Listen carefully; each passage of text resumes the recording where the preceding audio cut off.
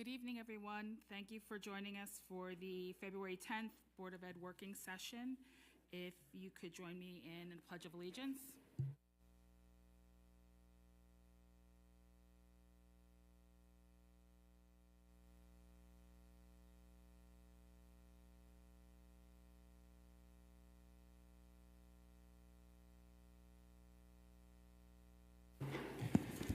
Thank you.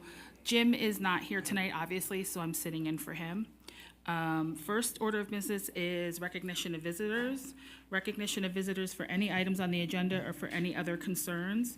The Board of Education welcomes comments from the public. Each person wishing to speak is asked to speak into the microphone, identify themselves, and respectively limit their comments to 3 minutes. 2 opportunities to speak are available, one in the meeting, which will be limited to 30 minutes, and one at the end of the meeting. Each speaker may address the board only once at both opening and closing portions of the agenda. Please remember there will be no cross-dialogue between speakers and the board members. All speakers are to conduct themselves in a civil manner. Obscene language, libelous statements, threats of violence, statements advocating racial, religious, or other forms of prejudice will not be tolerated. Persons wishing to discuss matters involving individual district personnel or students should present their comments and/or concerns to the superintendent during regular business hours. So, any comments from the audience?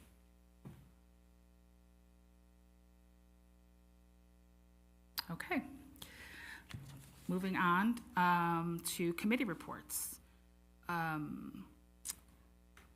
Anybody want to start in particular, or I can just start calling on committees? Go ahead, Christian.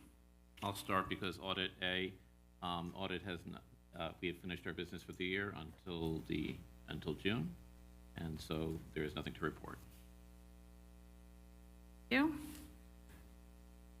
I'll knock out mine too. Jeez. Not that eager. So communication, we're cooking up a community forum for probably March at this point, but some good collaboration going on behind the scenes regarding the topic and some research going into it. So we'll have more to share once we get in touch with some of the experts that we plan to contact for that. For the policy committee, our next meeting is scheduled for Thursday, February 27th. That'll be our second meeting of the year where we go over a third of the policies on slate for review this year.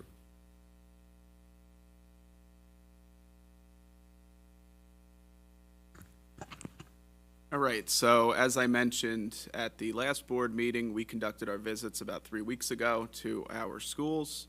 Tonight, the report is not ready. We still have to convene as a committee to go over everything we heard and saw and convene and work with administration.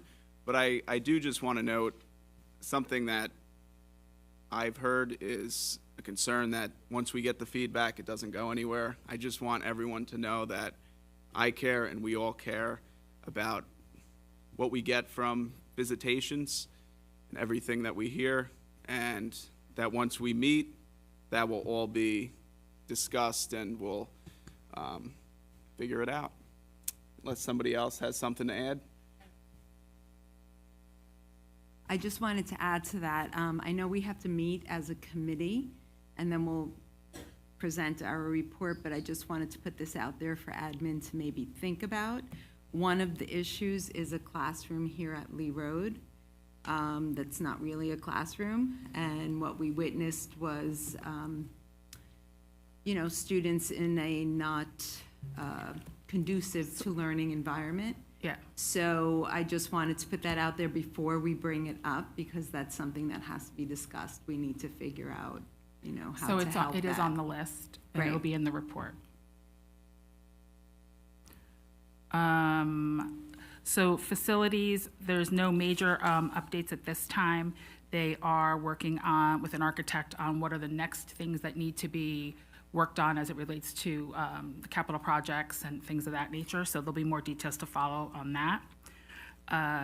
The Orange County School Board Association, Christian and I typically attend that. This past meeting was done virtually, and it was really a highlight of the esports program at Washingtonville. And ironically, there were some glitches with the Zoom, so it wasn't as clear as it could have been, but it was really interesting to see, what they're doing there. Christian, any updates on the curriculum forum, or I don't want to say committee necessarily, but the working group? Nothing to report on that. I add to the Oxfa. So one of the things the Oxfa meeting was presented was an esports program. I know because I was at NISCATE, which is New York State Teachers of Education, back in November last year. And some of our IT staff was also there doing professional development. And I know that staff indicated interest in starting an esports and also a robotics program. And, I mentioned that, obviously there's a process to go through that, but I would love to see either or both of those programs have a root here in Cornwall. Great, thank you. Quick update on the strategic planning RFP. Jim, myself, and the administration reviewed the first round of all the RFPs. Then Eleonora and Christian came and reviewed the top 5 that we had out of there, and we have selected a candidate. They are going to put together a more synthesized summary of what that experience will be, and then we'll share that back with the board at the next meeting. All righty, thank you. Any other committee updates? Just one question or comment. I know we used to have a board scholarship committee, and I haven't heard anything about that for this year. Are we still going to continue that? And if so, I guess we need to open up our wallets again, right? So, just throwing it out there. I'll make a note to get that to Jim. I don't see Okay. why we wouldn't. Yeah. I think it's really just a volunteer situation. Board members donate to the scholarship, and I believe the scholarship is then advertised and selected at the school level, so we're not Yes, yeah. involved in that. Yep, just wanted to bring it up. Thank Just you. one note on that. We had decided that we would discontinue the committee. Right. Since there was nothing really further Yep. to discuss, that it was just kind of like, Yeah, I just figured now Green was a light good for each time year. to bring it Yeah. up and get Yeah, it in so write your people's check minds. and drop it off. All right, we'll do it. For those people who are new here, and I'll just, piggyback on what everyone else has said, it used to be you would take a check, give it to Harvey, Cornwall Central School District, and it would have to be voted on and approved as a donation, just so understand that there, people who haven't done it before, there is a process to it. A check. Okay. All righty, so now we're going to move on to our consent agenda. The consent agenda permits the Board of Education to make more effective use of its time by adopting a single motion to cover those relatively routine matters which are included. Any member of the board who wishes to discuss individually a particular piece of business on the consent agenda may so indicate, and that item may be considered and voted on separately, thus preserving the right of all board members to be heard on any issue. It is recommended that the Board of Education approve the following consent agenda as submitted by the Superintendent of Schools, items 2 through 6. Can I have a motion, or would anyone like anything pulled? Okay. Anything else? Anyone else? Okay, can I have a motion to approve numbers 2, 3, 5, and 6? So moved. Second?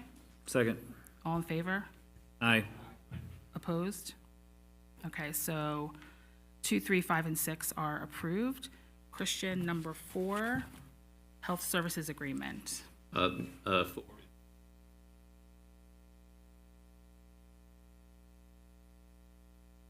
My bad, I'm using the one that I had earlier with my notes. I don't know if it's different. Is this the most recent one that we have, or? You have the most recent one. Okay. I have my notes written, so I know what to say when. I only say this because I have pulled the wrong item before, and I don't want to repeat the same 2 mistake through twice. 6? We have more. Okay. Go ahead. So I'm pulling this to abstain. Thank you. To abstain from number 4, the adoption of the budget calendar? For reasons that have previously been discussed. No, I'm not, you don't have to tell me why, I'm just clarifying that that's what, Yes. okay. All right. So, for item number 4, adoption of the 25-26 budget calendar, may I have a motion? So moved. A second? Eleonora? All in favor? Aye. Opposed? Abstaining? So, now you're making me do math. We have 2 abstaining. We have, Carl, you're a yes? Okay, 1, 2, 3, 4, 5. Okay, so it passes. Thank you. Now we are on to presentation number 1, math pilot update by Mrs. Argenio. Did I miss something?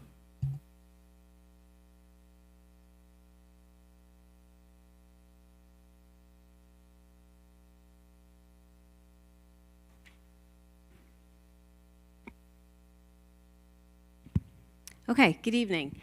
So we are going to be presenting this evening our journey to the next steps in our decision-making process for our math program here in Cornwall on the K-8 level.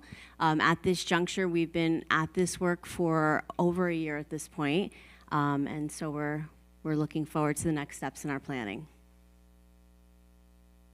Okay, so just to go back to last January, our K-4 curriculum coordinator, Mrs. Gleason, and our middle school department chairperson, Mrs. Brenda Wright, communicated with our teams within the buildings that we would be picking up with the math exploration change that we discussed prior to COVID. So I know we don't like to think back to the COVID times, but that's what we had started discussing prior to the closure of our schools. Just as a point of reference, we have been using our Go Math program since the 2013-14 school year. And so it was time to start looking at, what other options might be out there. In addition, the current version that we have been using since that time sunsets at the end of this school year. So teachers were asked for input on programs to explore. They then shared that back with Mrs. Gleason and Mrs. Wright. Materials were sent to the schools from each vendor to start digging into as grade level teams. And then they provided this feedback to Mrs. Gleason and Mrs. Wright in advance of our vendor meetings, which we held in March and April of 2024. Excuse me. Included in this work was Mrs. Gleason and Mrs. Wright. Also, we had Mr. Sorbino. He's our high school department chair. Myself, Mrs. Palumbo, Mr. Herman, Mrs. Buckholtz, and Mr. Corsetti were all involved in this piece of the committee. So as you can see, in March and April, we met with 3, 4, 5 different vendors, spent a good amount of time with the vendors, took their materials, their presentation, considered all components of it, and as a committee, we reviewed the evidence that was given to us after each presentation. We completed a pro and con document based on essential components of the resources shared, such as like online platform, differentiation, the physical program attributes, and so on. Then at the end of this process, each member rated the materials presented and their understanding of the program, and it was decided that we would move forward with Go Math Into Math and iReady as the top 2 programs to pilot throughout this school year. You can see the ranking breakdown from the committee. So after each one of the members finished their ranking, iReady and Go Math were neck and neck from the beginning. After we chose the 2 pilots to move forward with, we began communicating, so information was shared out, including materials, when to anticipate materials. Teachers were given digital access to the programs and so on. In addition, PD dates were shared for planning, especially over the summer. So iReady had a date in the summer as well as an early date in September. Go Math Into Math had the same, a little bit of a different September date. iReady reps pushed into the buildings in October. Our staff was informed that November 5th Superintendent's Conference Day would be focused on this work, and then also SIP meetings throughout the school year. Okay, so now we're in November, this past November. So as you can see, we completed iReady and Go Math Into Math feedback forms. This was a really critical piece to the process. And this was done as grade level pilot teams. So we had our one group doing their work, our other group doing their work. The forms focused on assessment tools, areas such as like digital format versus the paper-based format, any additional PD that might be needed, scope and sequencing, and so on. So after our teachers worked in teams to complete these forms, they gave specific evidence and details that tied back to pros and cons. So there wasn't just I like this because, it was I like this because, and this is, specific evidence tied to that. Teachers were reminded to take advantage of popping into each other's classrooms to observe one another in action within a cross pilot. So if I was doing Go Math, I would want to go in and see what iReady is doing, and so on.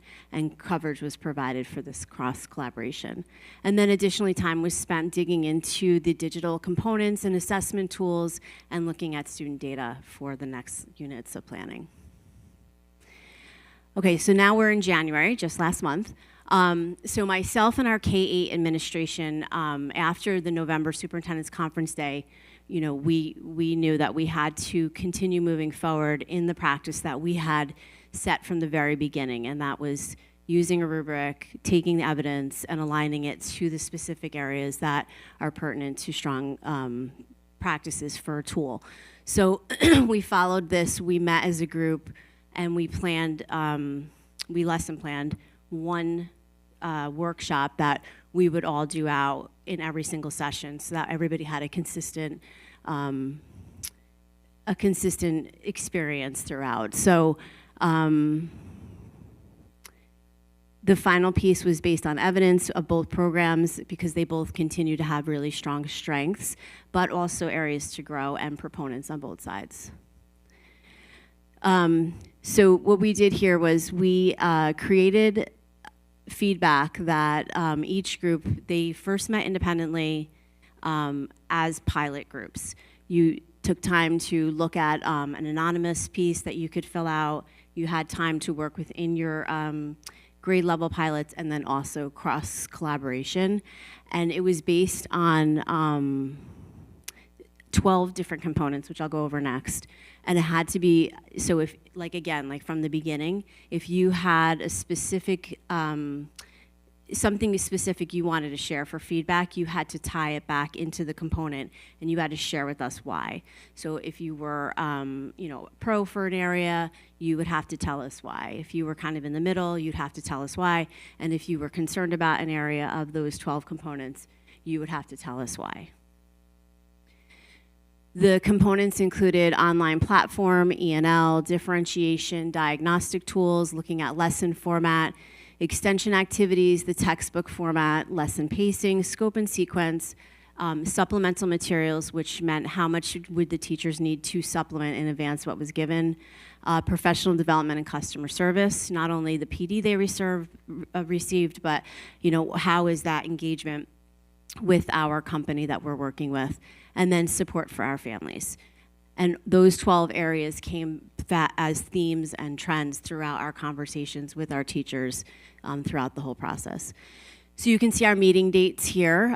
So it was really important on the first presentation, myself and Mr. Herman facilitated that session, but we had all of our administrators in at that one, and we were kind of joking that our grade 2 team was our guinea pig for it, because everybody was in that room.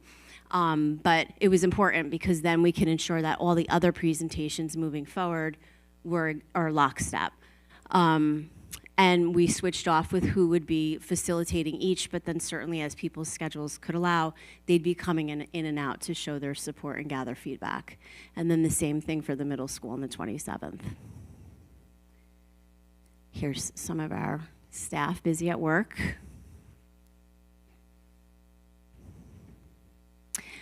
Okay, so then last week, in advance of the analysis, we gathered all the data, we organized it by grade, we prepared it for the final review. A comprehensive rubric was developed based on those 12 components that I shared before. And evidence to support each component of the rubric had to, again, directly tie into the following feedback provided by our teachers. So now we sat down, we pulled each pieces of this that you see here. These are all data points. They have a lot of information within each one of those data points, and we had to tie them into the rubric based on the 12 components. Before we even began, we got familiar with the rubric, we normed it, and then as we were pulling the evidence, we, again, both programs, a lot of strengths. No program is perfect, and we know that we're going to need work to do within it. But this was a really good exercise for us as well, because as we were pulling evidence to support each of the areas, we were also able to see trends that were areas that we're going to need to start focusing on. The complete analysis took us 6 hours to do. And then after the final numbers were tallied, our K-5 program will be iReady, and our K-6 and advanced algebra program will be into math. So again, as I noted, you know, similar to when we started with Go Math back in 2013, every year we would live with the program, we would talk through the program, we would take notes on the program, and that focuses our summer work. Repeat, do it again. You know, as our kids change, maybe we need more support in areas such as like E&L support. Are we differentiating enough? Do we have enough applied practice? So on and so forth. So as we continue to develop it, we Cornwallize it, and that's kind of been our phrase of programs we've done over the years, because there is no program that is going to be 100% perfect. It doesn't exist, nor should it. That's where we come in as the professionals to say, what do we need to do to meet the needs of our kids who are sitting directly in front of us? So we've already begun this process of pulling out pieces that need to be done. We will be handing that over to Mrs. Wright and Mrs. Gleason, so that can be the focus of our upcoming SIP meetings to continue to build what that looks like. You know, some areas that just jump out, it would be scoping and scope and sequence, pacing, building of those supplemental materials, gaining a stronger understanding of the online diagnostic. There's a lot of information that's involved in that, and application to planning, and then E&L supports. So the next steps moving forward, we will have our AIS teams trained in the diagnostic tools to best support our Tier 2 students. That's a critical piece to this. In the spring, we'll also continue to get our K-5 iReady and our grade 7 into math teachers who are living in that existing pilot continue with their training. Give our teachers who are doing the other pilot a minute of a break as we continue the year, and then start planning sessions throughout the summer, giving several different options for training, and then the fall of 2025. And then as soon as practicable, we'll order those materials so everybody can get their hands on them. And then this was the piece that I had just shared. So again, we always reflect, we grow upon it, and we tweak our programs as grade level teams to make sure that it's a good, fluid educational practice that's meeting the needs of our students, and that is an ongoing practice that we have to do throughout each year, not just this upcoming year and then into the summer. We'll start that work now, we'll live it all next year, we'll do it again next summer, and if we have to, we'll continue to do it again after that. So just a big thank you to everybody who's been involved in the pilot. It's been a comprehensive, lengthy, in-depth process. You know, just like with many things, we're always going to find areas that we need to grow in and pull from, but there's a lot that's really good in both of the programs that we're moving forward with, and, you know, we should be pretty excited for that moving forward. Any questions?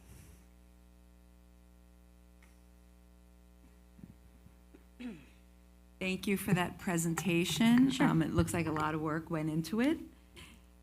My question is, so when we did our visitation, we got a lot of feedback, and there was some in favor and quite a bit that was not in favor of the iReady. So I decided to do a little research of my own after that, and upon looking into it, I noticed that there's a New York State, and then there is the global. We piloted the non-New York State.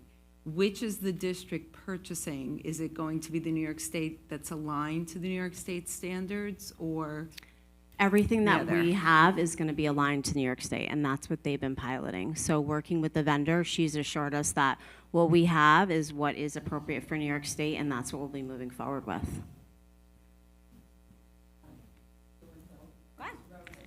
Lots of questions here.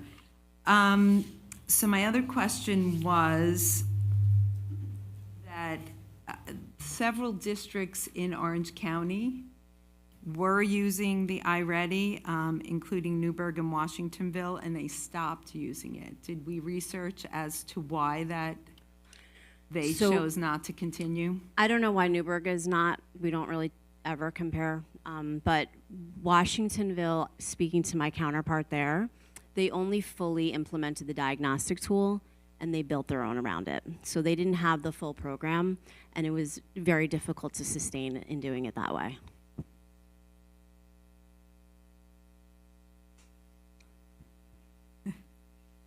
My other question was, I noticed that you mentioned that the AIS would be involved, because of course they would be using it with the students. Did they have any input? Were they piloting any of these? Were they able to go in and see any of the lessons with the teachers? How do they feel? Is it appropriate for their students? So the pilot program was with classroom teachers. AIS is a tier 2 service for anybody who doesn't know that. I know you're well aware of that. So typically when we pull our students out for AIS, it's because what we're doing in the classroom isn't working for that child and we need to adjust for them. So that's where we'll be getting training for our teachers more on the diagnostic tools, so that way they can see where are the gaps that are in this child's instructional practice and how can they fix those gaps for that student. And it may not be the tool that they're using here because they need to use something different. And if they wanted to go in, it was offered to anybody. If you want to go in, see what's going on, please talk to your building administrator and we'll get you released. Eleanor, do you mind if I see if there's any other questions? And I go right I can come ahead. back to you, of course. Okay. Christian? Sorry, Bass, whoever. Yeah, thanks, Megan. Obviously, as Leonora mentioned, a lot of work, a lot of effort has been put towards the ranking and the comparison between these five actually, different programs. My question is like about, although you mentioned kind of the criteria that was kind of what to compare or categories if you want.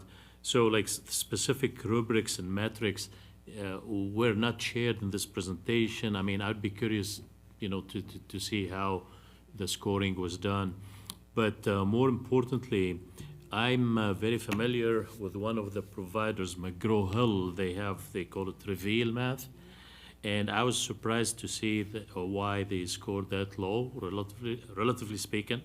So what contributed to their low score? Now, I have to mention, I'm familiar with McGraw-Hill at the college level, not at the grade school level. So why they didn't perform that well? I mean, it surprised me. Out of curiosity, I'm asking the question. Yeah, I mean, that was a year ago. Off the top of my head, I can tell you that when we sat as it was, like I said, it was myself, our department chairs, our administrators, that was after also our teachers had the materials back in the classroom. So putting all that together after the vendor presentations, it came down to the rigor of the program, the diagnostic tool, what the online platform looked like, what's the physical attributes of the program compared to the others. So it didn't meet mustard compared to the rest of the others that were there. At college level, they're kind of, if you want, the gold standard, and everybody compares to McGraw-Hill, their books and science, math, I mean, you name it.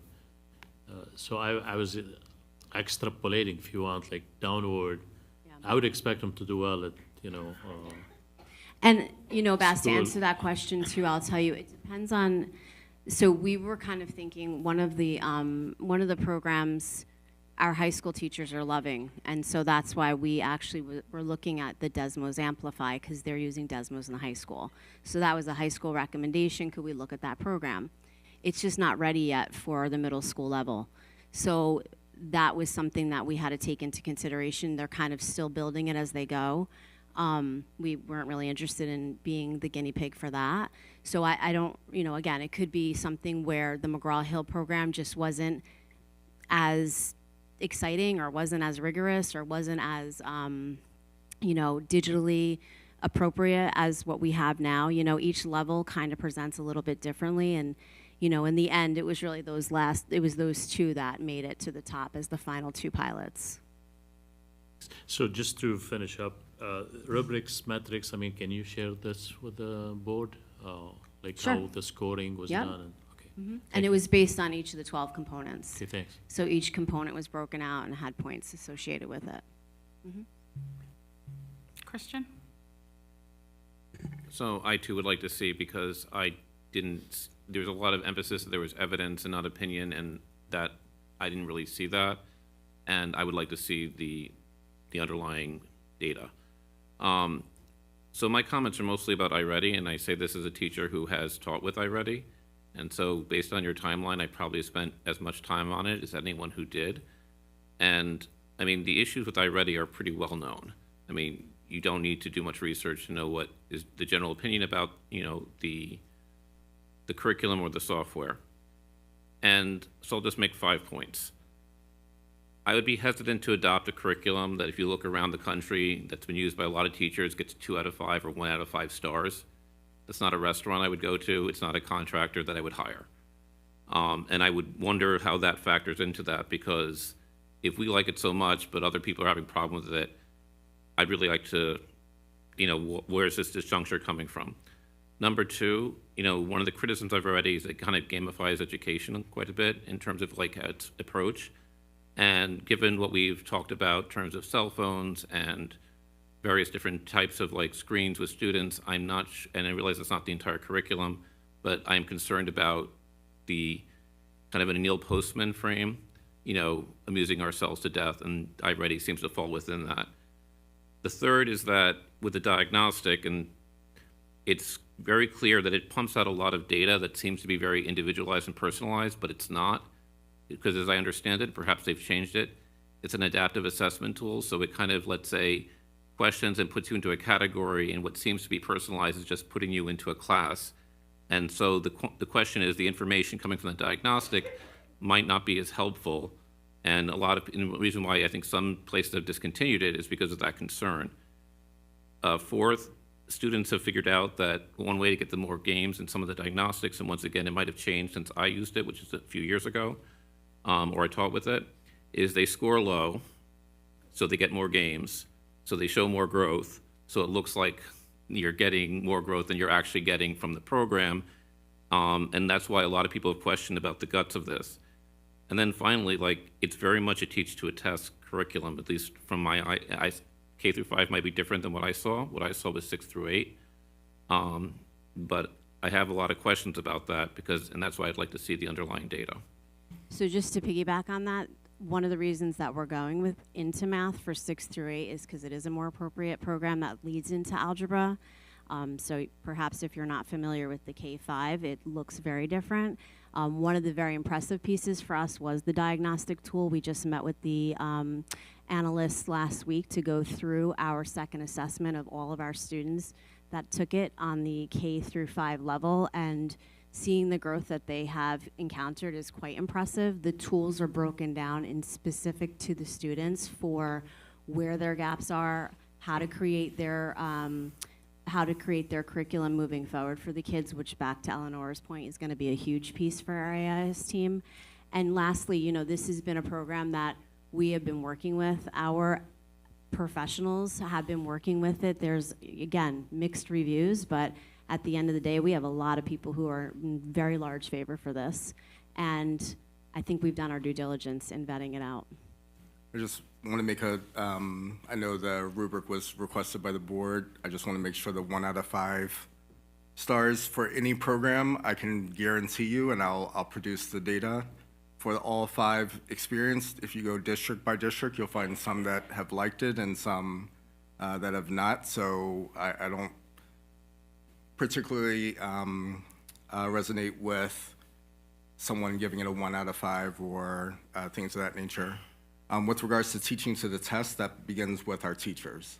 The resource doesn't allow for teaching to a test. It's really how you're instructing our students. So if you know what's going to be on a test and you instruct in just that manner that just tries to predict what questions are going to be and how do you answer those kind of strategies, that's what will lead it to. You can teach to a test using all 5 resources. And I say that as a classroom teacher who departmentalized in math. The other piece, the gamification, is it is the niche that every single company right now is trying to figure out, how do you engage students when they're not in front of an adult? So whether it's hard to make that into a social media, cell phone conversation, because one of the things that we were ranking different resources with, just like with IXL, we use IXL in the classroom, there's a game component to that as well. So the gamification piece is not necessarily trying to turn our students into being self-absorbed with the games. It's how do you motivate them when they're not in front of an adult to want to continue to progress in their skills to meet their needs. So again, program by program, the rankings, I can provide supportive districts for every single program, including, I believe Wappingers uses iReady. So just, it's hard to just say you can tie one-star rating or what have you without taking the totality into consideration. I'll just come back to that. So just like I have taught with the 6 through 8, I'm familiar with K through 5. I think the concerns are still there and really have not been addressed. The data, we can talk about where the rankings are. It's not a district ranking, it's teachers' rankings from all around the country, which is perhaps a better measure than what was used to rank this or in districts saying they like it. Needless to say, the point is that obviously teachers have to teach the material. There's still a lot of concerns with here, and the idea that, hey, we can't get kids' attention, so we need to do bright, shiny objects in front of them might be contributing to the problem as opposed to counter-programming. And that was the issue that I saw as a teacher in the classroom, and I'm not sure the K through 5 is that radically different than the approach that you see in 6 through 8. Now, that's why I think we've asked to see the rubrics and the data, because I think there are valid concerns. And, well, Wappingers has chosen things, and I teach in Wappingers, as you can tell by the shirt that I'm wearing. You know, I'm not in the math department. I didn't make the decision, and that doesn't make it better. And famously, the criticism of iReady that was published nationally was by a teacher who recently retired from Fairfax and laid out a lot of details about what was wrong with the application in that district. So I don't think individual districts, we have to look at it a broader way of how teachers are looking at it, how they're using it, and specifically, was it doing well and poorly in the classroom? Now, the faith goes back to, I trust the teachers who are in the classroom to make the adjustments above and beyond curriculum. But since we're just talking about the choice of the curriculum, that's the issue I think we need to focus on, is like, is this the best curriculum? Or is this the one that has, you know, I think there's a longer discussion to be had about iReady. Obviously, it's not the only curriculum, but I think there are concerns, and I look forward to seeing the underlying data and the rubrics. Thank you, Christian. If I may, so first of all, thank you for the time that you put in. I mean, over a year to like plan this out, set it up, get the feedback, do the trials, regardless of the outcome. I think involving the people that are going to be using it is really critical. And so, you know, I appreciate the effort that went into that. Aside from the rubric and the decision that was made, I just want to make sure that I believe I heard this, but I want to make sure. So there are pros and cons to both. And honestly, on the visit, we heard quite a few cons, but I'm not in the room. I have nothing to compare it to. But of course, that is concerning might be the wrong word. I trust the teachers can do it. I really want to make sure the teachers are supported. So what I think I heard you say was that we have Mrs. Gleason and Mrs. Wright are going to be working on other supplemental materials that, no. No, so the next step will be, throughout the SIP process, we will continue to pull areas that need a focus area on. That will align us for our summer work. So they take the lead of that work because for planning at SIP, because that's part of what happens in SIP. But then summer curriculum hours will be focused on what we need to do to be prepared for the fall.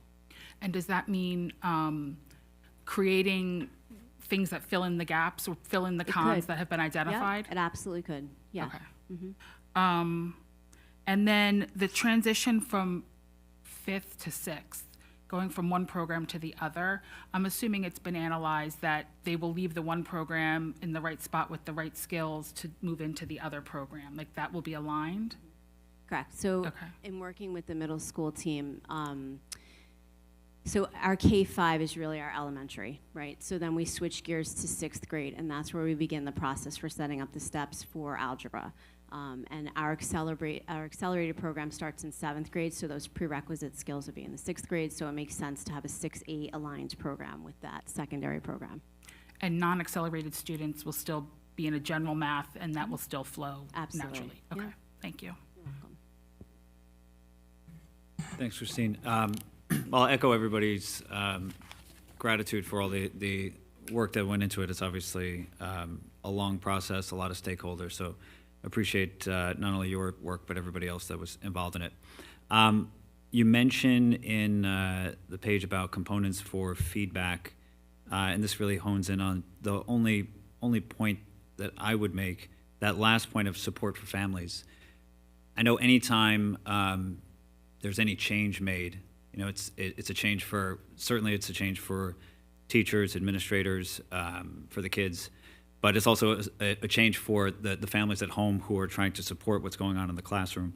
So I know, really speaking as a parent of a third grader this year, I have found it a lot more challenging to support her. There are sometimes she comes home and I'm like, well, I can tell you how to get the right answer, but I don't know how you're supposed to write it. And that's not a position I want to be in. I want to, you know, really support everything that's being said in the classroom. So, as you mentioned, which was very encouraging, we can always customize the program for Cornwall and our needs. That would just be the one suggestion I would make. I know that it's on the list here, so it's on the radar. But you know, particularly after 10 years of one curriculum, you probably have you know, families that have gotten very used to that. So just helping families understand how to better support what's going on, I think will make this transition easier, particularly at the younger grades where they are so reliant on that extra bit at home. And I just want to point out too, that's 100% what is going to happen. We continue to remind everyone that the program we've been using since 2013 is not the same program that we ended with this past school year, because we have changed and tweaked and reflected and changed and tweaked and reflected and changed and tweaked and reflected so many times that the program that was being used last year as kind of the final year of the Go Math program is very different than what we started with. So even if we went with the new Go Math, it is a very different program. We would still need to do exactly this entire process of pulling out areas that we need to grow upon, where do we supplement, parent education, so on and so forth. So regardless of program, that work will absolutely happen. Eleanor, can I just see if Richard or Carl have something, and then I'll come back to you? No? Okay, Yeah. Richard? Yeah, real quick, I agree with most of what everybody else said. Thank you for all this work that you put in, and thank you to the staff. And I'll echo what Christine and Eleanor said about, we did hear this on our visits in numerous schools. Some feedback, I'll say there were some positive, there were also some concerns, and I'll say concerns. So my hope is that we did collaborate, it looks like we did, that everyone's voice was heard, and I'd be interested just to see the breakdown of, you know, even a vote, like how many teachers supported it, how many didn't, you know, like if it's 51 to 49, that's not great, but that's something I would like to see with, you know, the rest of that data. Yeah, that was kind of a non-negotiable. What Megan presented was evidence-based. So when you do a vote, that's preference. So getting back to the rubric of why did you feel that a particular component was strong or weak or in the middle, things of that nature. But just having a straight up and down vote, unless everyone was doing the same experience, you have literally half the staff with one program, half the staff with another.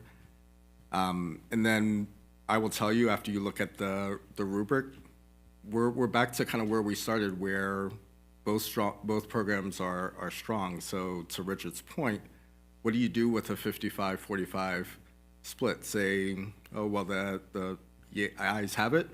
Really going back to, in totality, what program would be best for the district. So that was something we discussed, but didn't move forward with.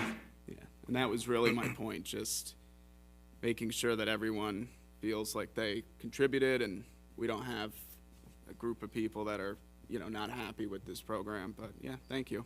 Just my thoughts.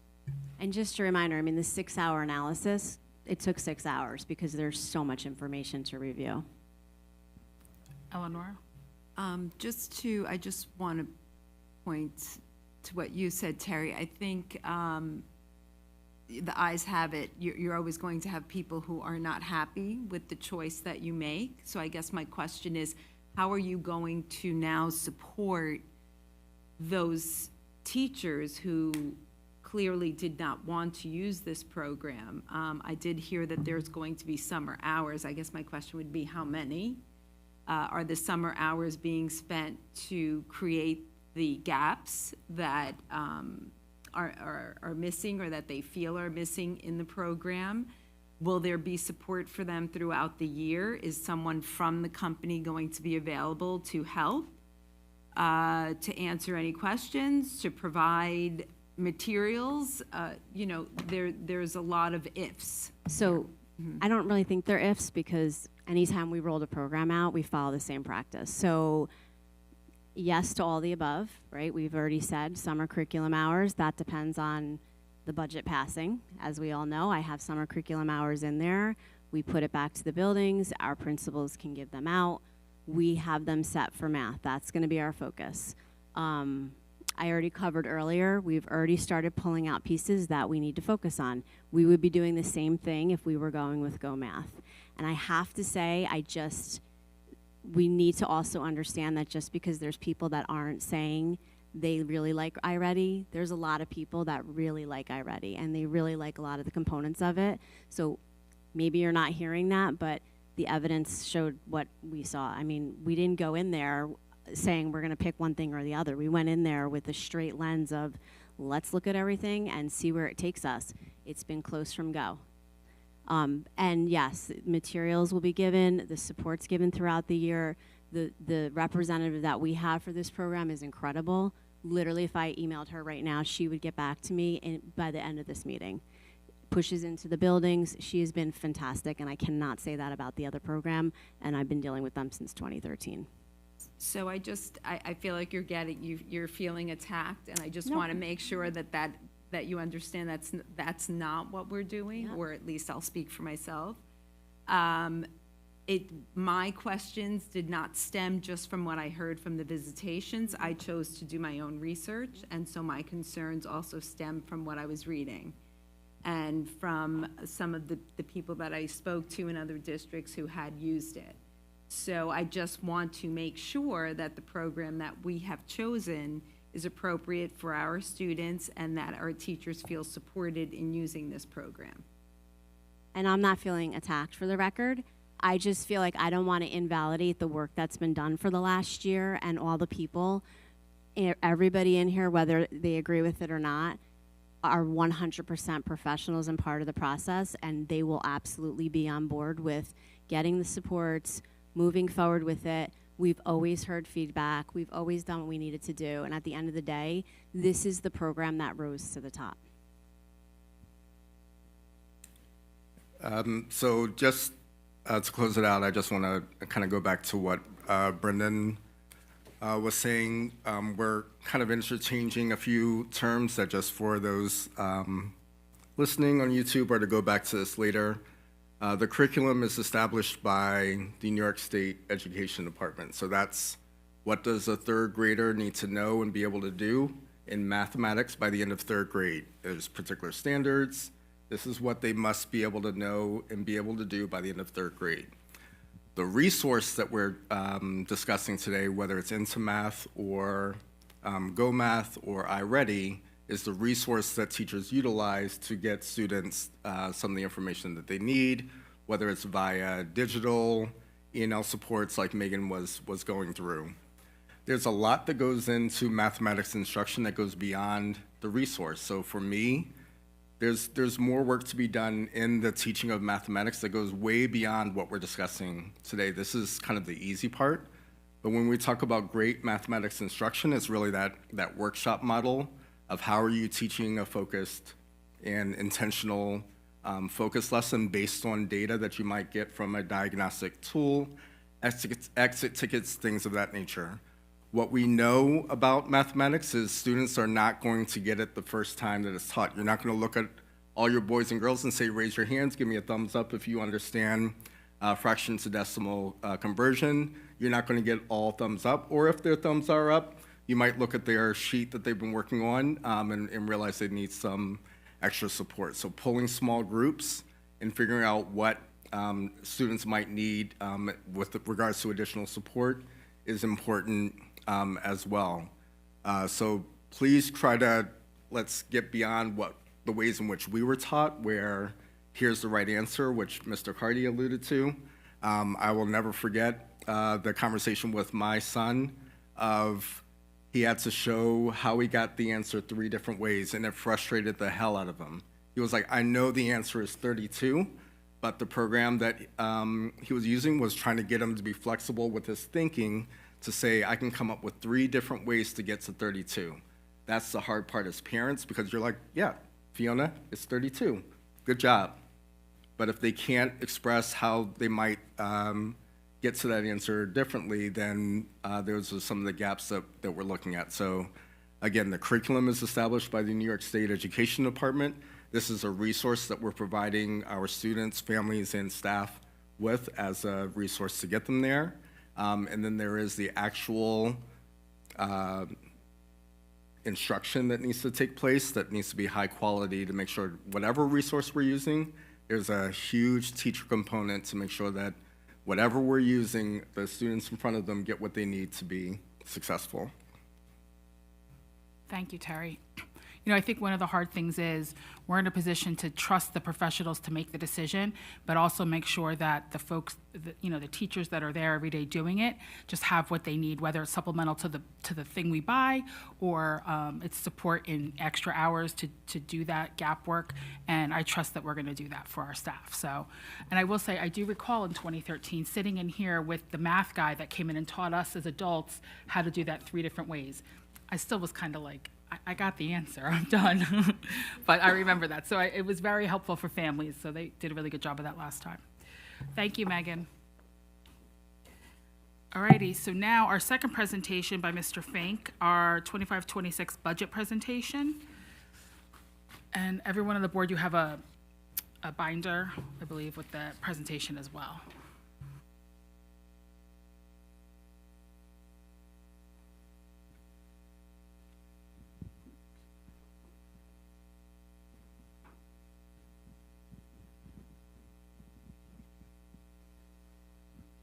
Okay, good evening.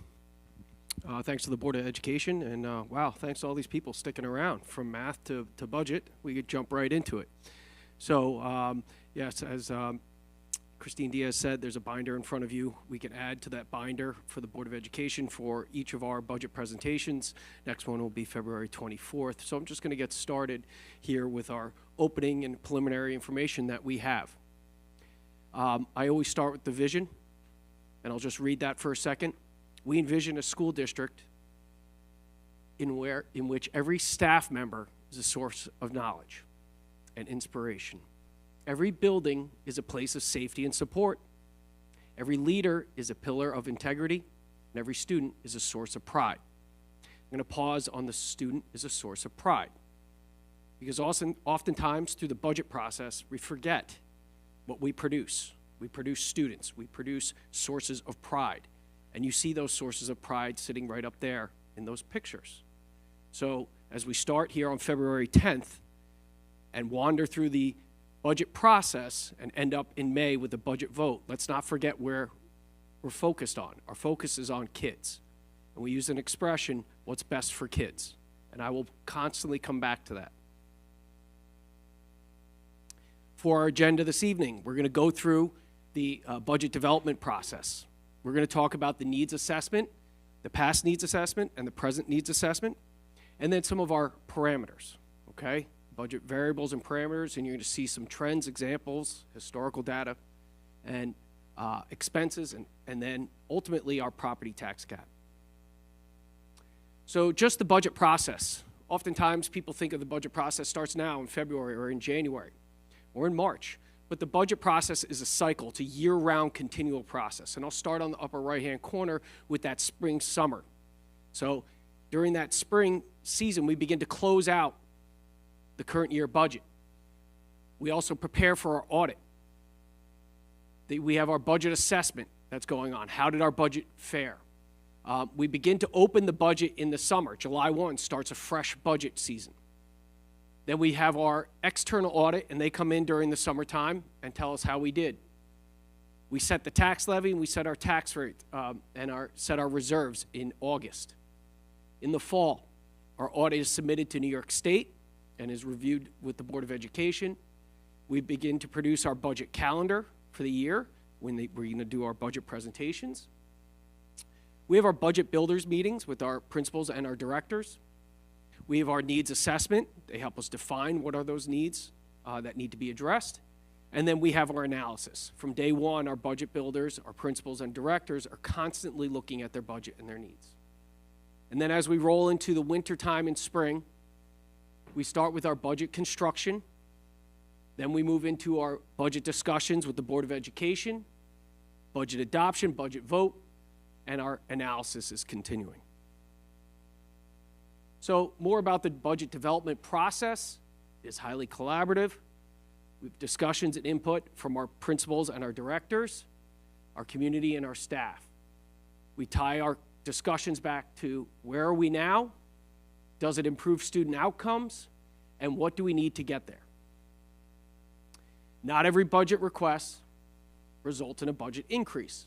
We reallocate current funding and resources as part of the decision process. So when our principals and directors come in, we see how we can make our budget work for the current year, and maybe it doesn't become one of our needs assessments. Okay, historical. Over the past 4 years, we've added several things to our budget. So last year, for the current year, for the 24-25 school year, 2 teachers, UPK seats, and the updated sound system. You're looking at a total of about $455,000. The prior year, 23-24, a number of staff members. You're seeing those 4.0, 1.0, 1.0, 1.0 staff members. You also added UPK seats, track coach, and then transfer to capital. We're doing some hardware corridor projects. Your total from 23-24 is $2.4 million, roughly. Wind it back an additional year, 22-23. More UPK, more staffing, 1.0 and a 0.5, and then transfer to capital for air conditioning for a total of $1.5 million. What does that look like? Oh, sorry, we're going back to 21-22, sorry. Again, more staff, 1.0s, 0.6 PE. Varsity, assistant varsity volleyball coach, modified, more coaches, custodial workers, painters, music, musical instruments. We replaced musical instruments, 57. That's a boatload.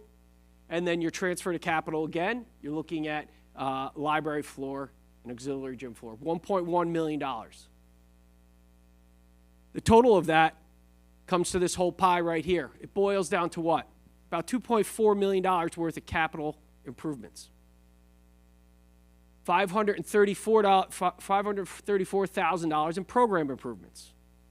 But the big one up there, and it should stick out, $2.5 million in staffing, or a total of 24.1 FTE.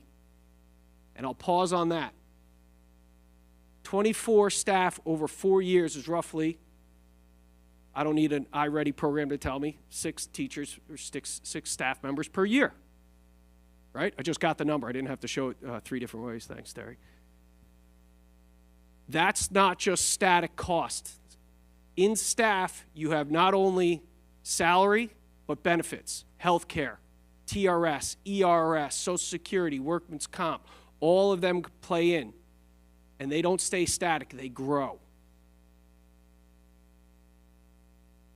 So for our needs assessment, we reflect the budget requests by each building and department. We discuss, we review, analyze, and prioritize with the central administration. When we show you some of these costs, they're all inclusive. So we talk about all the personnel costs that have salary, benefits, health, ERS, TRS, Social Security, onward and upward. And again, dial it back to the kids. On the left-hand side, graduation. Our products are exiting. Where are they going? They're all probably wearing their college shirts, I think, in that picture. And on the right-hand side, our kindergartners, welcoming them to school, right? They're starting. So on our needs assessment at the elementary level, we have our 3 buildings, CES, Willow, and Cornwall and Hudson. Our first budget request up here, you'll see, is a 1.0 FTE guidance counselor, and that's going to be a split at COH and Willow. And you'll see the rationale off to the right, and that's going to help support our special needs 1214. For those of you who don't understand, 1214, 12 students, 1 teacher, 4 support staff. At COH, provide SEL assistance to classroom teachers and help develop student response plans for RTI, response to intervention, and IST, instructional support team, process at both COH and Willow. The second request is a 1.0 FTE early intervention support teacher, again, split between COH and Willow. Currently, COH share a 1.0 kindergarten early intervention teacher, so what we would do is split that out. Each would have their own individual intervention teacher, okay? They will help identify learning gaps, create plans to address those gaps, progress monitor interventions for success. Again, the ideal model would be to split it out for each building. And then you'll see an early intervention specialist for CES as well. So we're going to create alignment across our elementary buildings, so there's similar experiences in all 3 of our buildings. That early intervention specialist is also going to do the same thing, help identify learning gaps, create plans to address those gaps, and progress monitor interventions for progress. We have an instructional coach that we'd like to split between all 3, COH, Willow, and CES. So we want to support ELA, our Science of Reading program, our new math program that we've just discussed, and our science programs across all elementary buildings. It's align our best practice instruction with classroom learning so students achieve at higher levels. On the next slide, we have our middle school, high school, and PPS. So we are looking for a guidance department chairperson at the middle school, and that's going to help create alignment. We have balance the increasing needs of state mandates. We'll hear a lot more about that as we move through some of these budget presentations. So we're going to provide a comprehensive system of transitional support as our students move from the elementary through the middle school and into the high school. We're also looking at a 1.0 ELL teacher, English language learner, and that's at the high school. Our current design has our students structured of co-teaching, self-contained, and C-Tech needs, risking compliance and student outcome issues. So we'd like to bring that all into alignment with an ELL teacher at the high school. And then our last request on this slide is a 1.0 FTE CPSE chairperson, Committee on Special Education. Sharp increase in CPSE meetings, resulting in a similar increase in students receiving CPSE services. Our best practice model would be to have a CPSE chairperson and a CSE chairperson, serving 2 separate populations to better serve our families and our students.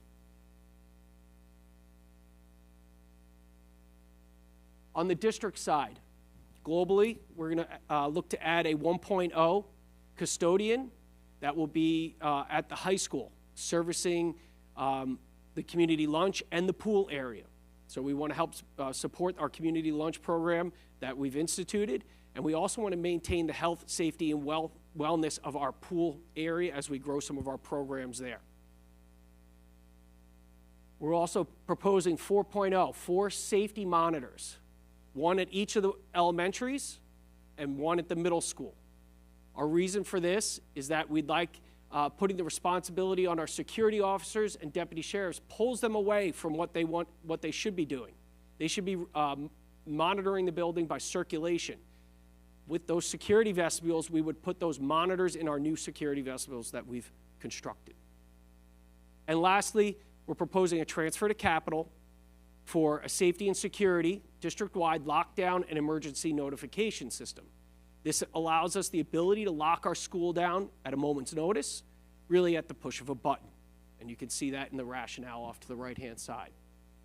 The total of our needs assessment here is $1.4 million.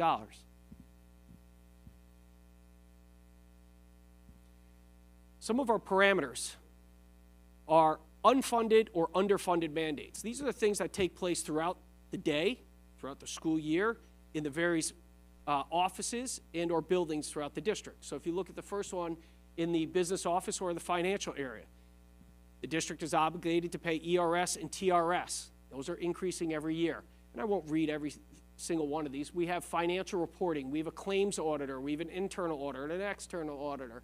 You'll see GASB 3 and GASB 45. Those are all reports that we are mandated to maintain and submit. Under facilities, there's a 5-year plan, your BCS, your ADHERA, so you have to maintain those logs and those reports. Believe it or not, we are still required to have COVID supplies and maintain a percentage based on the district in case of an emergency. Transportation, even though we contract out, a lot of those costs are transferred to us through our contract. And you'll see drug testing and monitor training and driver training and annual physicals. Again, those are some of the things that they have to do that are not funded and that the contract passes right along to the school district. Instructionally, student calculators, just think about certain supplies. We have to supply them for our students.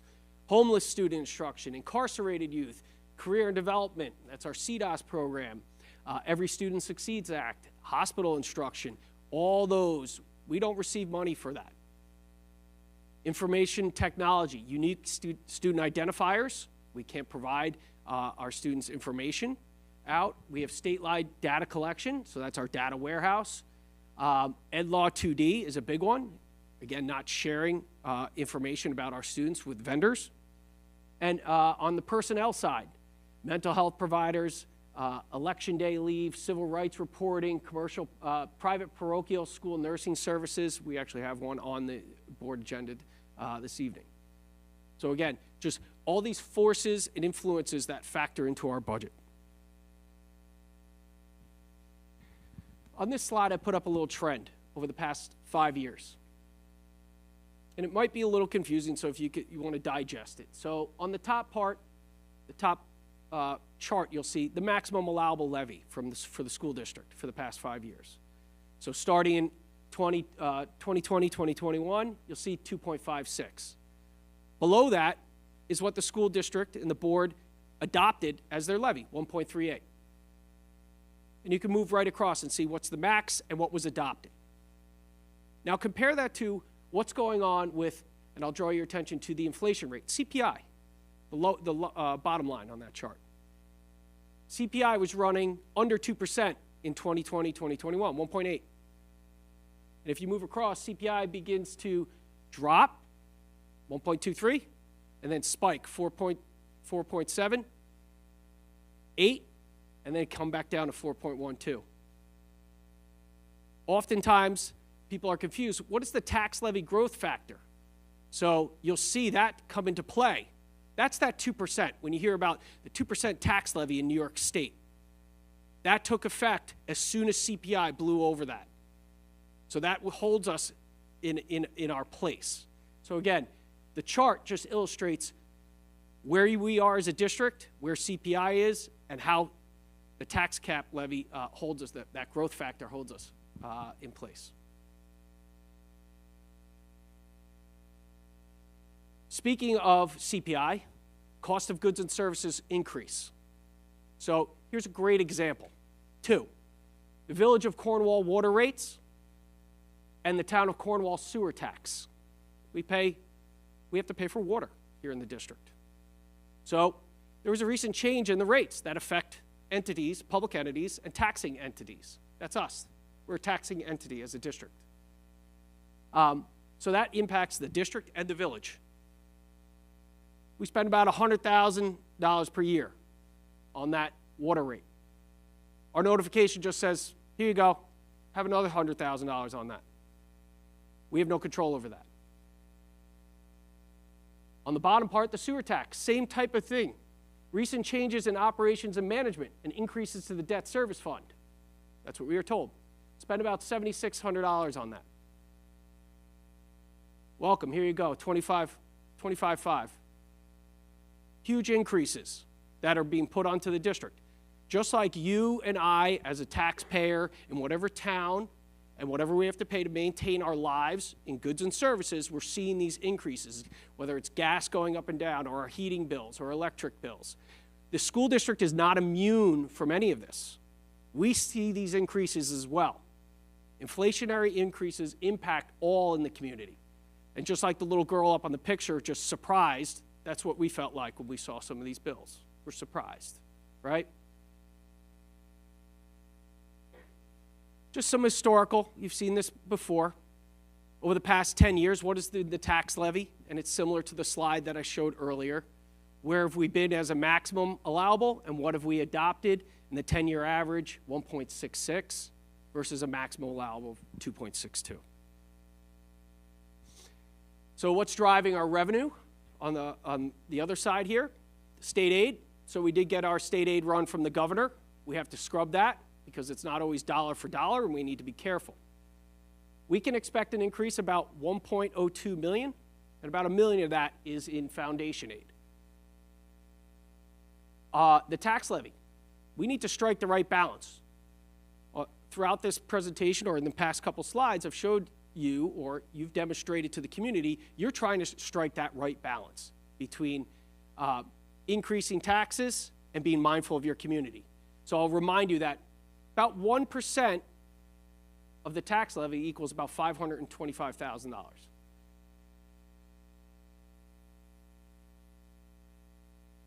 The final increase or decrease in state aid will be determined at the legislature and the governor jointly in April, we hope.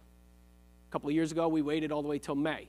So we don't know exactly what we're going to get until that time. We also need to remain mindful of federal funding. I'm sure you've all been paying attention to the news lately. Federal funding's being taken away.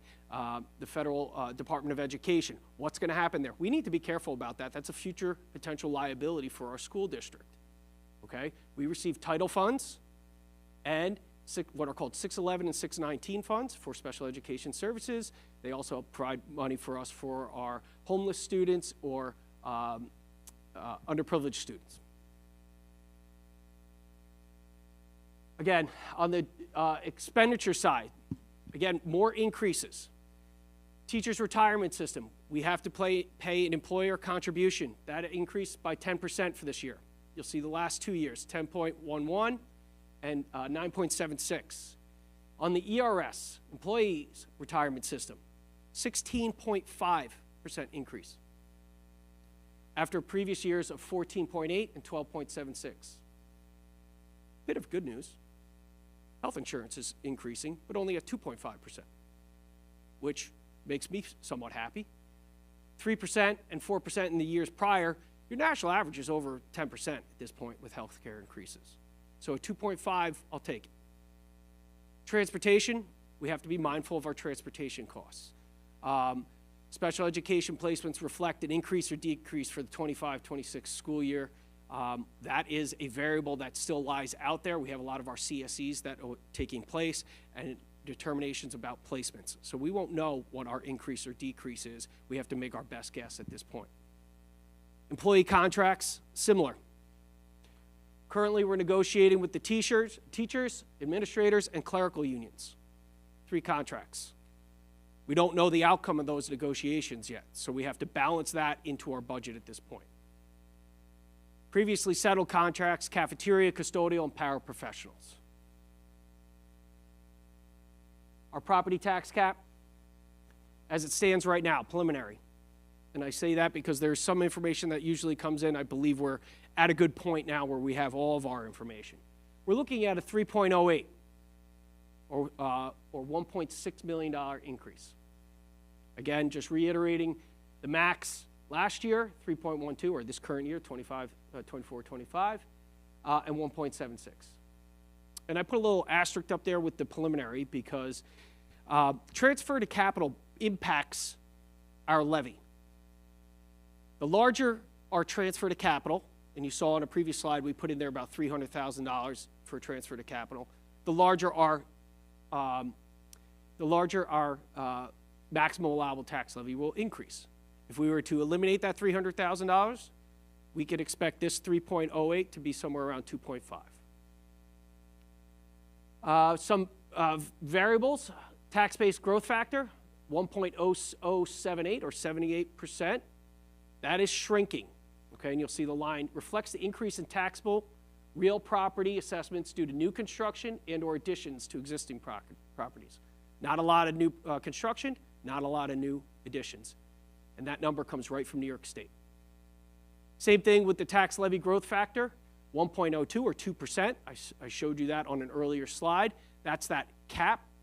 While we get CPI, the definitive CPI information on Wednesday, I can assure you it's running over 2% at this point, and that's why we have a 1.02 growth factor.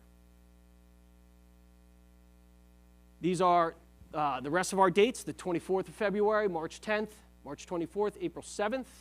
Our key will be April 24th, where we need to adopt the budget, and then May 20th is our budget vote. Welcome for questions. Questions, Brendan? First of all, John, thank you for, I think we're all relieved. We had gotten so used to Harvey's presentations, and we're like, well, what's John going to bring? Are they going to be as good? Frankly, this was fantastic. So very much appreciate the everything. I actually asked John Hines for pyrotechnics for my introduction and once walk-up again, music. dropped the ball. Maybe next meeting I'll get the pyrotechnics and walk-up music. Teamwork, I love it. I have, first of all, I know that we're in it's a fluid situation, so I'm not going to ask you like where things land. Obviously, we don't know any of that stuff yet. Just about some of the needs assessment items, and this could be really a question for you or perhaps for Terry. The transfer to capital, that $300,000 for the district-wide lockdown and emergency notification systems, would that $300,000 cover the entire system district-wide? Or are we putting that into capital reserve to get 75 cents on the dollar? So no, we would still get building aid back on that, but we would need to do that work next year in the 25-26 school year. So yes, the $300,000 based on the quotes, we teetered around with a number of different quotes in order to come up with that transfer to capital.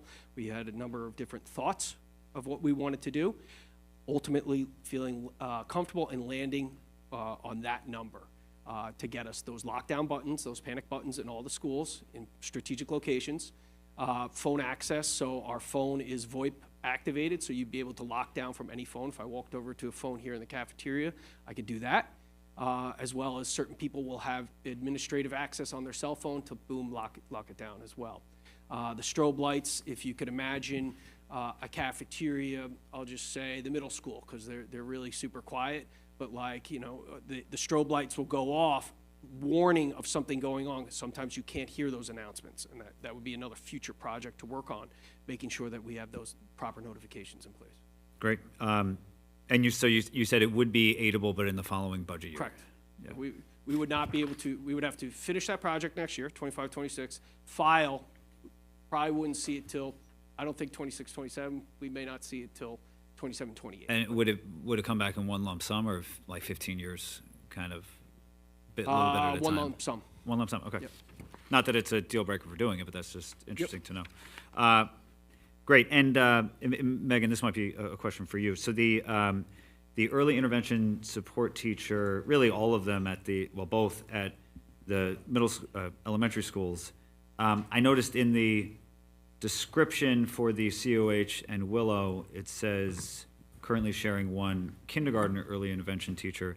So my question is, those two positions, would they be for a specific grade, or would they just be general throughout from K to 4? No, it would be for the early level, so it'd be the K level. Right now, there's one teacher that's split between the two buildings, so we would essentially have one teacher then at COH and then one teacher at Willow. Got it. Okay.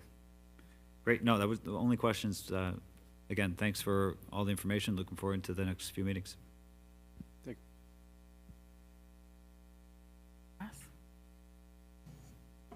Yeah, thanks for the great presentation. I mean, a lot of information is displayed, and that's why, we have questions. There's a slide on the needs assessment present, middle and high school PPS. My question is about the guidance department chairperson and the rationale. I mean, I went through the rationale, and I don't know exactly what the task is. I mean, what does it mean to be a guidance chairperson, or not even chairperson, like another slide, needs assessment historical 23-24, there was one FTE middle school guidance counselor. If you can tell me, maybe tell the audience, like, what do the guidance counselor or chairperson do? I see Megan reaching for her microphone, so I'm going to turn it right over to her. I could answer, but not as well as she could. So right now, we have at the high school, we have a department chair for the guidance department. We are void of that in the middle school level, and essentially that person would be a liaison between the middle school department as well as to the high school department, just to ensure that the kids are making the progress that they need, that it's a streamlined process as they move throughout those middle years and then get ready for the high school level. They basically oversee it, and they'd be working with Mr. DeBold as well as more of a collaborative department. I mean, they're currently doing that work, but there's really no point person that would have that chairperson stipend for that. Thanks. Like, would the counselor meet with the student or meet with the teacher? Yeah, so the counselor meets with the students. They're for the children. But for the chairperson, Yeah. it's kind of more like, I almost want to say like a management type of position where they would be coordinating with the other counselors to ensure that the transition and so on is seamless between the two buildings. And something to add, Beth, there's Yeah. current department chairs for math, Right. science, Right. Language arts, so it'd be that same type of planning necessary for all things happening this year with regards to push-in lessons, mandates from the state, things of that nature. So that same type of model that might be in content areas would be at the counselor level as well. Would you consider the department chair, the guidance department chairperson, as a subject matter expert in telling the teacher what needs to be done, how it should be done, that kind of guidance, or? I would say they would be seen as a valued colleague to provide resources to help meet the needs of the students in their classroom beyond content. So what's a barrier that the student might be bringing to class that's preventing them from being on their game for math instruction? Okay, and at the counselor level, when the counselor interacts with the student, what that student question can be as an example, and what kind of answer the counselor would give to that student? So there's push-in lessons that are, again, designated by the New York State Education Department. So those would be just your classic push-in levels. There's elementary level and middle school all the way up to high school.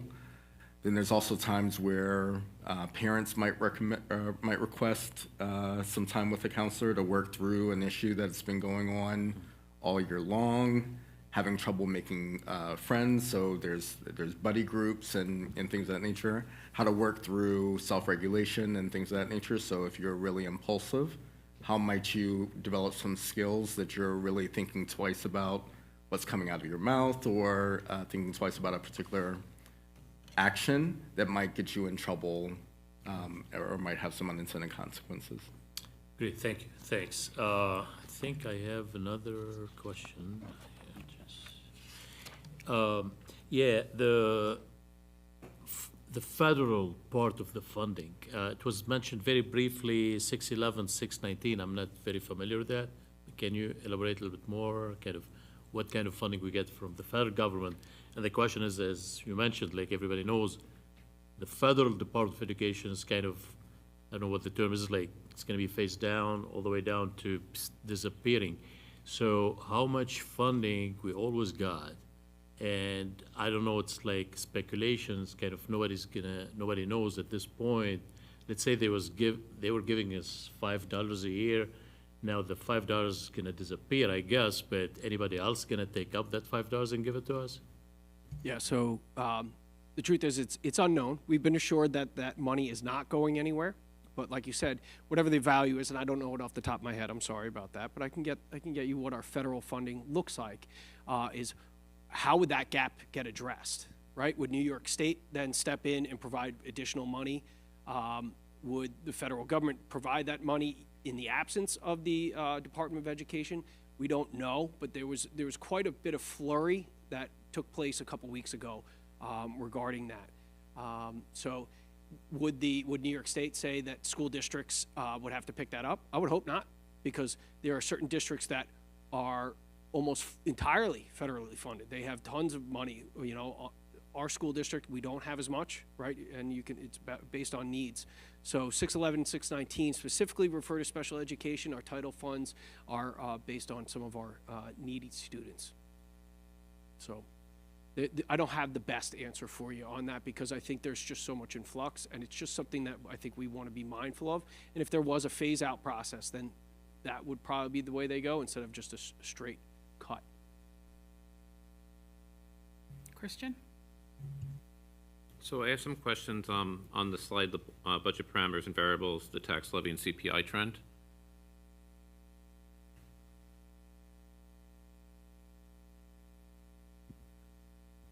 So this is the graph, I guess, is where my questions are. Oh, okay, no problem, sorry. So my first question is that you obviously have lagged the inflation. So I realize that inflation is reported by calendar year, at least for the annual rate, and the school year, the budget year overlaps the calendar year. So you have 8% in the 23-24 academic year, but 8% is for 2022. So why are we lagging it? What is the reason? Is it because that's how you go forward into the next following year's budget? Correct. That's what in terms of reporting from the business official side, those are the numbers that we're grabbing and holding on to for that year as the best estimate. So why is that the best estimate? Because it would seem to me, because you can get a quarterly measure, quarterly analyzed inflation rate, and then you can just allocate that more accurately to the actual cost in a particular a budget year. Well, the inflation rate actually is not impacting us as a school district because of that 2% tax cap. And that's why I put up there the tax levy growth factor. You see that 1.8, 1.23, 2.0, 2.0, 2.0. That's the cap. So even if it's 8, even if it's 6, even if it's 5, we're still capped at 2. I understand that. So my question is, so what is the CPI supposed to show here? And I mean, it seems like it's not lining up, but also like the basket of goods that a school district purchases is not the same as the residential household, which is what the CPI is constructed as. And, the element that really drove that and look, I'm not saying this and that the inflation numbers aren't real or that inflation isn't significant and that doesn't impact our cost. I'm just trying to understand what is that 8% supposed to represent, because the main component driving that was rent. And when rent is when you have a rent moratorium and then you uncap it, you see it push up. But that's not a cost that a school district has, because we're not renting our apartment.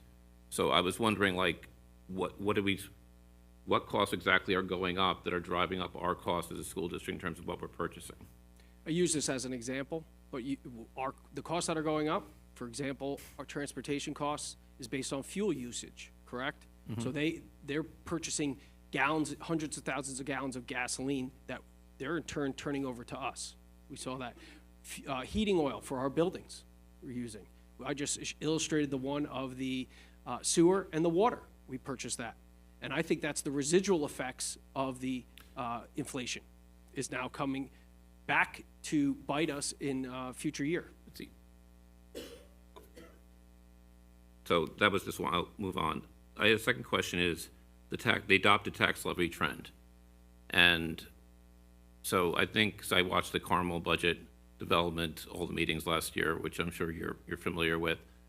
And one thing that was pointed out by an outside speaker, Dr. Timms, I believe, was the adopted tax levy was too low for too long, and that drove some of the budget issues.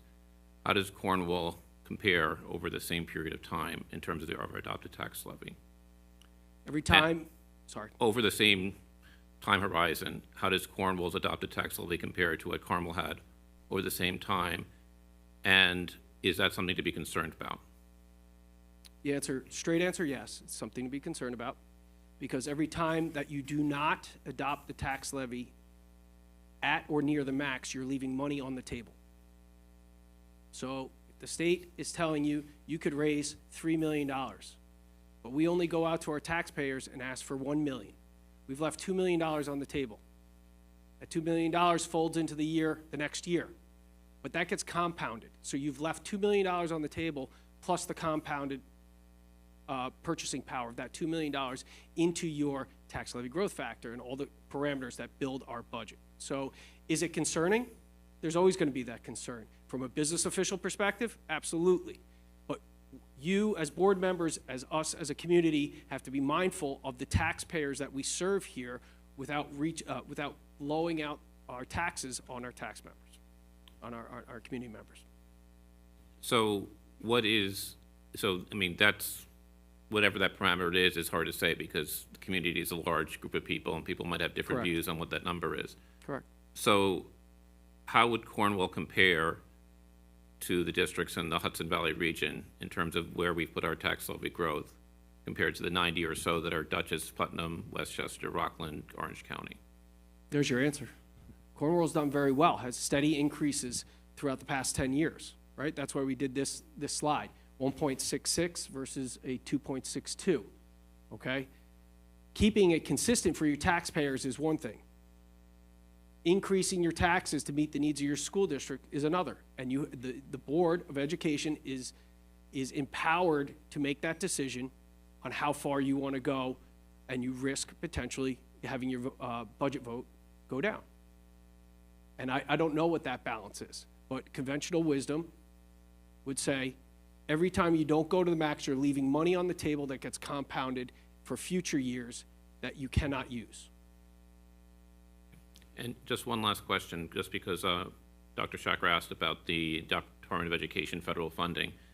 So the funding, whether the Department of Education exists or not at the federal level, the funding is appropriation by Congress, and so that funding would still be allocated. It would just be administered and supervised by a different agency at the federal level.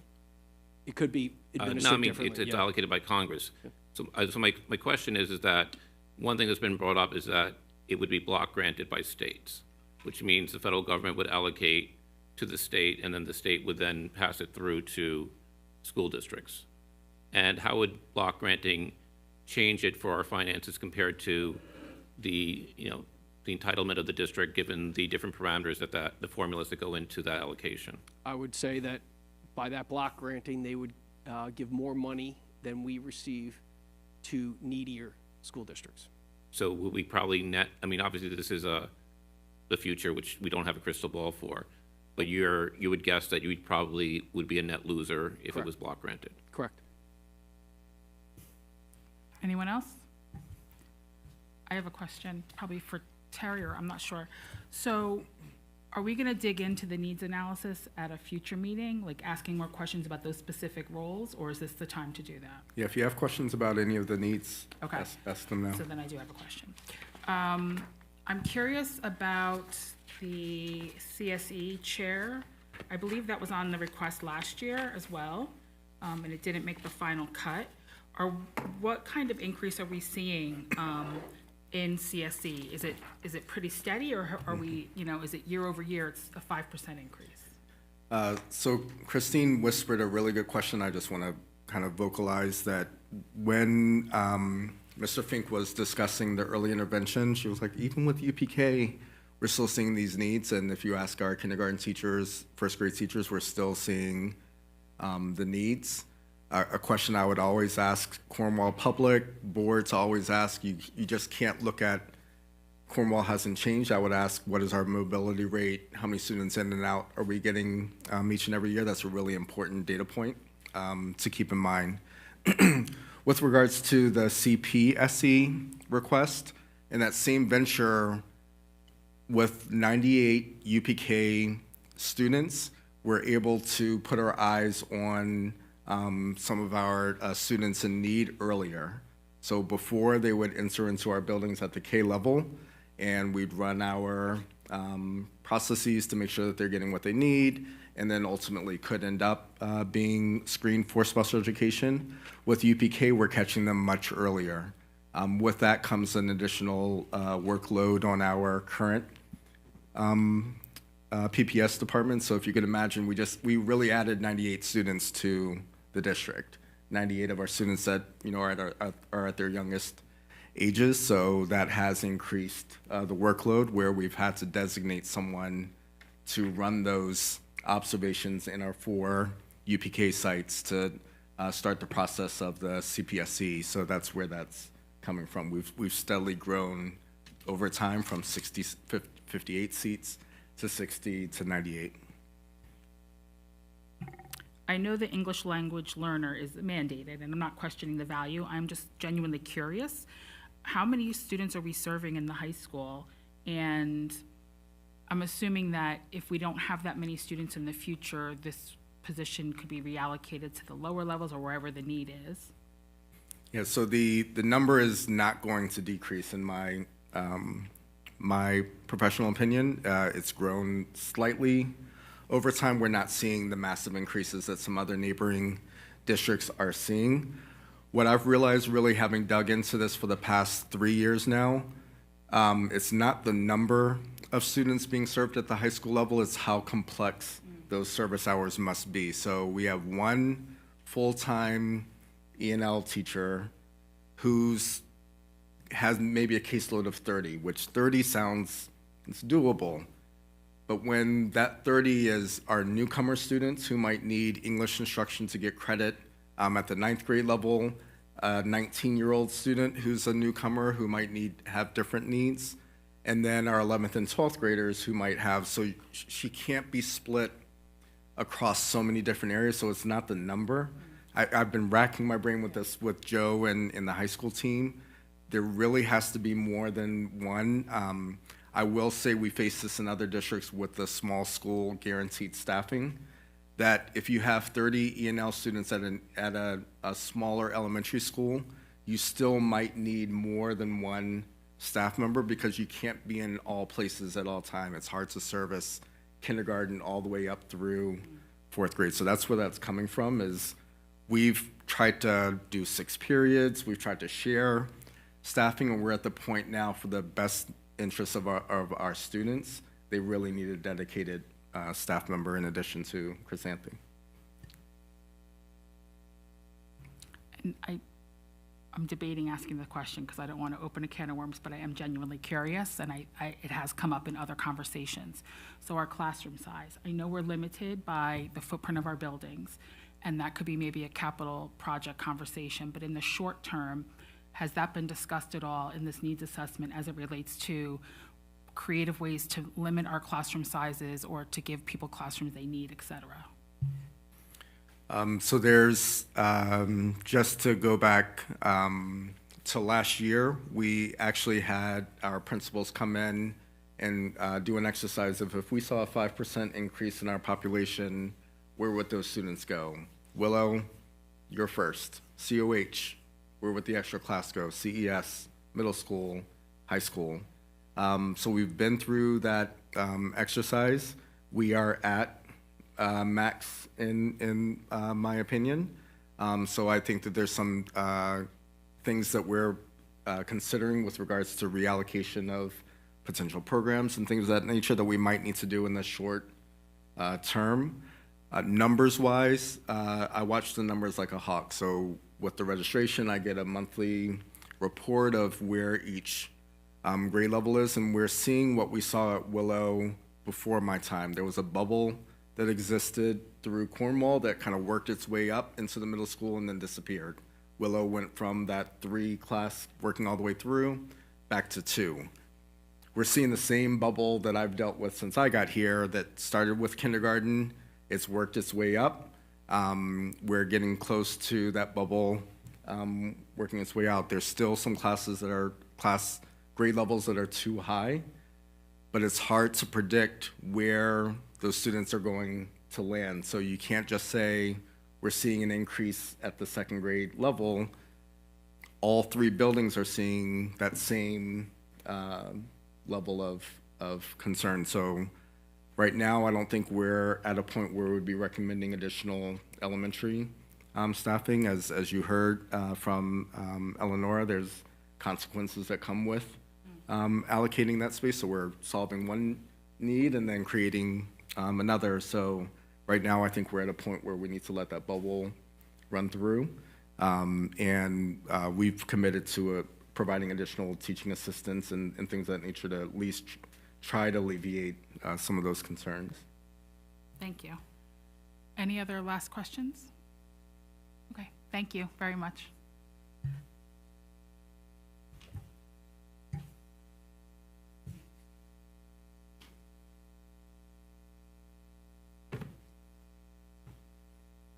Public comment? Public comments. If there's visitors, I'm sorry? Yeah, public comments, recognition of visitors. If there's anyone that would like to speak, we have microphones up here. Please just think back to my blurb at the beginning about limiting to 3 minutes and not calling people out. No one wants to hear me say it again. No comments? Okay, well, thank you for joining us. Can I have a motion to adjourn the meeting? I didn't write that down. Second, all in favor? Aye. Aye. Opposed? Thank you. Thank you.